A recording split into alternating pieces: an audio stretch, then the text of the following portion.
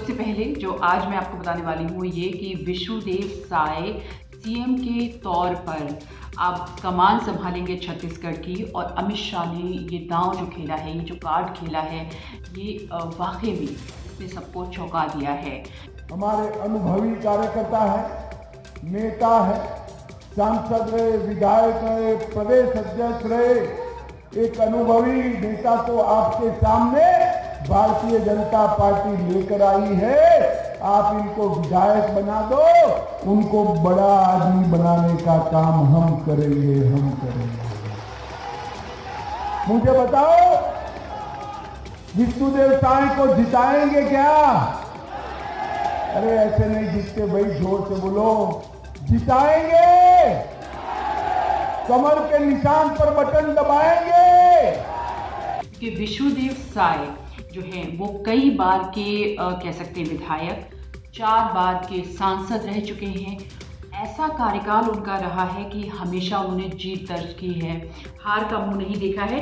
और साथ ही एक जो प्लस पॉइंट जो नज़र आ रहा है वो ये कि कोई भी कंट्रोवर्सी उनके साथ में नहीं है, यानी कि वो हमेशा काम करते रहे हैं लोगों के बीच में, खासकर वो जहाँ से आते हैं। हम यहाँ पर बात कर रहे हैं सरगुजा संभाग की।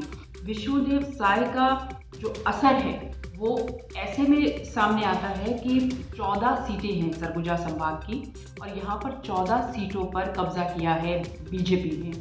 आप समझ सकते हैं कि उनका असर खासा दिखाई देता है सरगुजा संभाग पर। और ख़ासकर जो 32% आदिवासी जनसंख्या वहाँ पर है, जिसमें से आदिवासी वर्ग के लिए आरक्षित 29 सीटें हैं, उसमें से 17 पर भाजपा ने कब्जा किया है।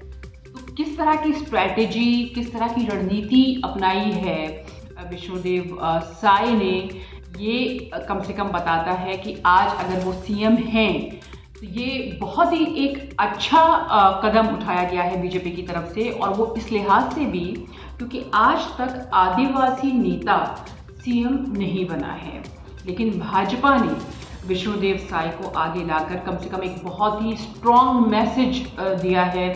खासकर जो विरोधी पार्टियां हैं, हम कह सकते हैं खासकर जो अब विपक्ष है, जो सत्ता पक्ष था कांग्रेस, क्योंकि कांग्रेस लगातार ये कह रही थी कि उसको जीत दर्ज करनी है या वो जीतेगी, लेकिन ऐसा नहीं हुआ। कांग्रेस वहाँ पे हारी और भूपेश बघेल की जो पॉलिसीज थी, नीतियाँ थी, वो उतना काम नहीं कर पाई। ये एक विषय है जिस पर विचार विमर्श पार्टी के अंदर किया जा रहा है। लेकिन हम यहाँ पर आज बात कर रहे हैं विष्णुदेव साय की, जो कि कई सालों से बीजेपी के साथ जुड़े रहे हैं। उन्होंने अपने सबसे पहली पारी विधानसभा की 1990 में खेली थी। 1990 में वो विधायक बने थे, मध्य प्रदेश विधानसभा गए थे, और उसके बाद से लगातार वो बीजेपी के साथ उनका सफर चलता रहा। इस बीच छत्तीसगढ़ के प्रदेश अध्यक्ष भी वो बने। 5 साल तक कांग्रेस पार्टी की सरकार चल रही थी, जिससे हर वर्ग त्रस्त था, और आज इस सरकार से छुटकारा मिला है। और हमारी प्राथमिकता रहेगी कि हम लोगों ने जो चुनावी घोषणा पत्र जारी किया है, मोदी की गारंटी, उसमें जो भी वादे छत्तीसगढ़ की जनता से किए हैं उसको प्राथमिकता से पूरा करना, ये हमारा काम होगा। मैं पूरी ईमानदारी के साथ वो सबके विश्वास में खरा उतरने का प्रयास करूंगा। मोदी की गारंटी में जो हमारी पार्टी ने छत्तीसगढ़ की जनता से वादा किया है, उसको प्रदेश के मुख्यमंत्री के नाते सरकार के माध्यम से 100% पूरा कराने का हमारा प्रयास होगा। मोदी की गारंटी, उसमें 18 लाख आवास की सुविधा, पहला काम। ऐसे में कम से कम ये देखा जा सकता है कि विष्णुदेव साय को लाना कोई गलती नहीं होगी और एक अच्छा कदम के रूप में इसको देखा जा रहा है। उसके अलावा आपको बता दें कि अन्य जो पिछड़ा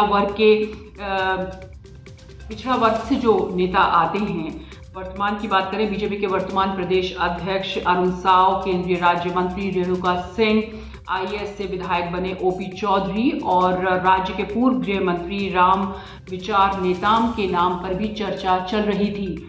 तो ऐसे में उनको क्यों नहीं बनाया गया, ये एक सवाल ज़रूर है। लेकिन जब विष्णुदेव साय का नाम सामने आया, उनको सीएम के तौर पर पेश किया गया, तो कोई सवाल नहीं उठा पाया। और यही एक कह सकते हैं कि एक अच्छे नेता की पहचान होती है, क्योंकि उसके खिलाफ कोई ना जाए और उसके खिलाफ कोई आवाज़ ना उठा पाए। ऐसा हमने पार्टी के अंदर देखा और सर्वसम्मति से जो है समर्थन दिया गया है। रमन सिंह ने प्रस्ताव पेश किया था विधायक दल की बैठक में, और रमन सिंह के बहुत करीबी भी माने जाते हैं। लेकिन 15 साल से जो सत्ता पर रहे, या फिर यूँ कह सकते हैं सीएम के तौर पर रहे रमन सिंह, उनको इस बार मौका बीजेपी ने नहीं दिया, बल्कि उनके करीबी विष्णुदेव साय को दिया। तो फिलहाल अब मैं यहाँ पर यहीं पर इस खबर को रोकना चाहूँगी, क्योंकि आपको काफ़ी सारी इन्फॉर्मेशन जो है ऑलरेडी मिल गई होगी कि विष्णुदेव साय कौन है, और अब इंतज़ार है राजस्थान और मध्य प्रदेश का कि वहाँ पर सीएम कौन होने वाला है।